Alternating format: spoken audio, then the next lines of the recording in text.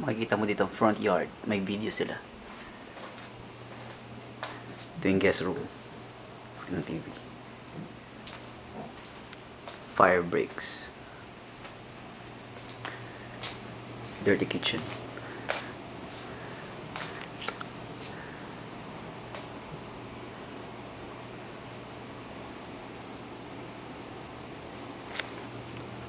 Okay, may isang door dito. Ito yung door nila para sa mga stored foods, sa mga stocks.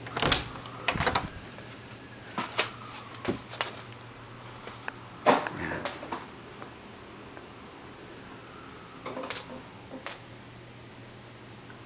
Okay, kaya hindi sila mauubusan ng pagkain.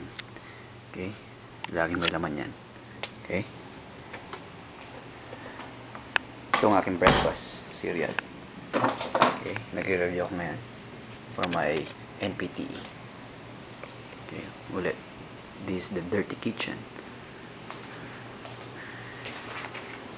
Dito nagluluto si grandma. Okay. Ayan pa yung microwave oven. Ito ang kanyang ref. Okay, nilagay ko dyan ang picture namin. Ito. Yan. Picture namin yan bago ako umalis ng Pilipinas. Okay, birthday yan ni Apo Ising. Ayan, pupunta tayo sa garden. Okay, ito yung garden niya. Okay, yan ang garden ni grandma. Okay.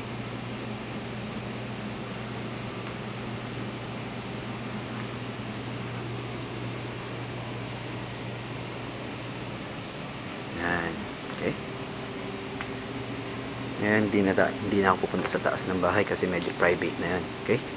Siyempre, may boundaries na din naman tayong sinusunod. Okay? So, yan lang.